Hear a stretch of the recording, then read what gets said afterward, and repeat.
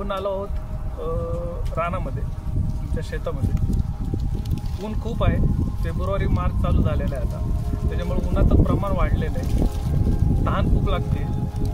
या उन्हामध्ये आम्हाला एक वयस्कर आजोबा दिसले, जे त्यांची म्हैस घेऊन चारा चरण्यासाठी त्या म्हैसीला ते फिरत होते रानाने. तो आम्ही त्यांची एक थोडीशी मुलाखत घेणार आहोत, त्यांचा अनुभव सांगतात ते बघू आपण ते काय म्हणतात.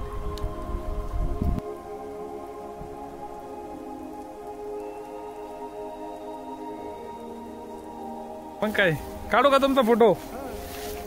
कस काय बरं आहे ना?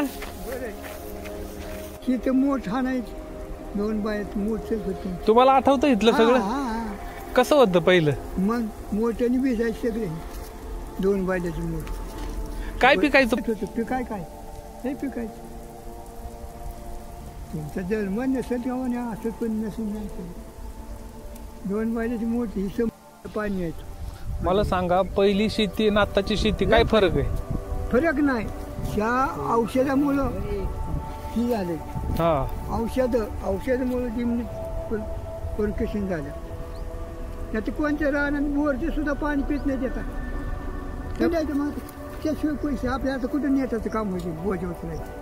हां ना छट आपलं हिरा बघत घरची बघतात, आधी काम तर गेलं, नाही तर मग नसले ते बघायचं हिरा. पण एवढं आता कुठं काम, पण एवढं उन्हात आणायचं. आता काय केलं, फिरवत लागतं, फिरवायची बघायची, हिथून तिथून बांधायचं साबून भागतं का? आणि आता काय करतात, गवत काढायला सुद्धा भ्या वाटतं हिरवं.